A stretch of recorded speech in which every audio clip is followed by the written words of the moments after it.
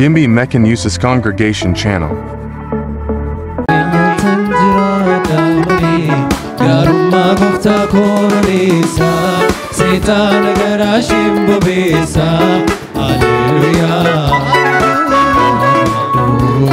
Jireenya tanjiraadha malee garummaa gooftaa koonu dhiisa seetaan garaa isheen bobeessa.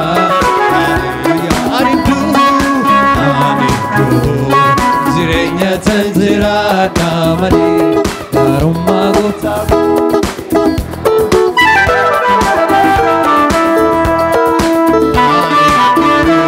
jireenya tanjiraadha malee garummaa gooftaa koonu dhiisa seetaan garaa isheen bobeessa.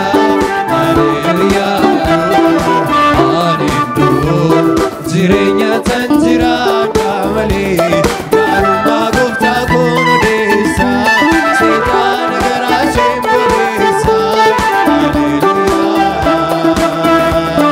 Gararraadhaan talii garoobe gara jallaadhaan burqaatu yaa'e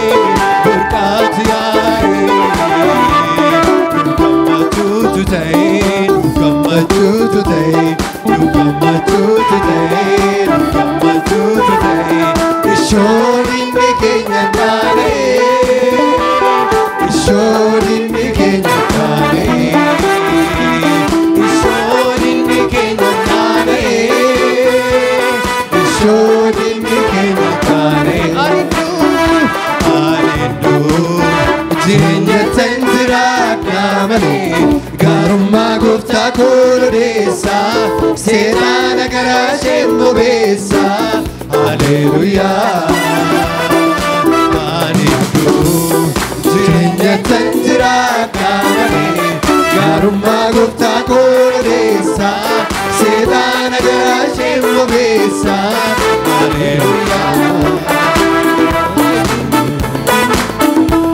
Karmaleus gubbaa dhaqee naan taa'ee haaf loltuusaa shantamaan lakkaa'ee annaanatti ergee garaan kun sodaatu waaqarraa naaf dhufaa abiddisaa nyaatu. Haleluyaa jireenya tanjiraadha malee garummaa gooftaa koonu dhiisa seetaan garaa isheen bobeessa.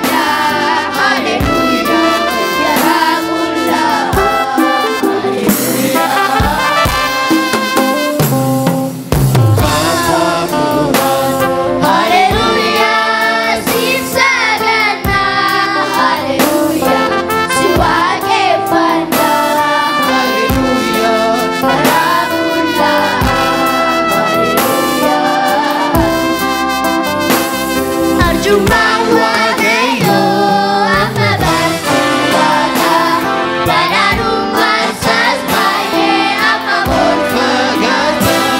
Waaqayyo ngarina kuyakirati, Golga bersisa bertibakan lagi.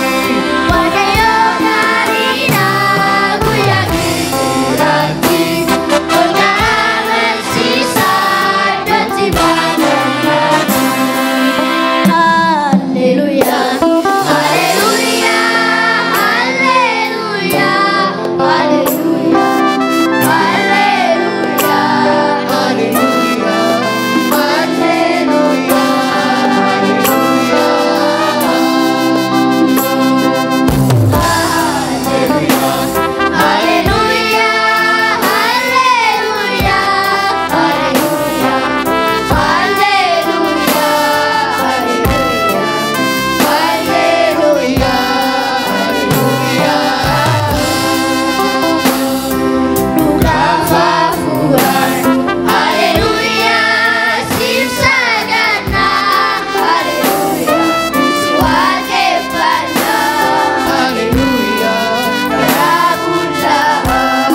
haleluya,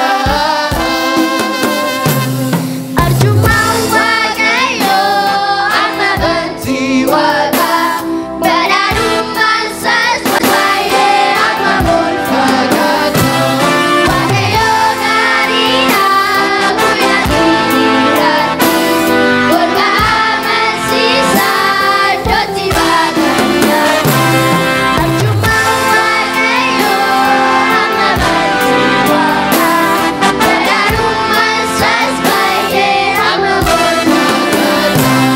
Waaqayyo ngarina kuyakirati, Golga bersisa bertibakan lagi. Maka Waaqayyo eebbifamu. Waaqayyo isa akkasitti isaaf sagannu godhe maal jettu?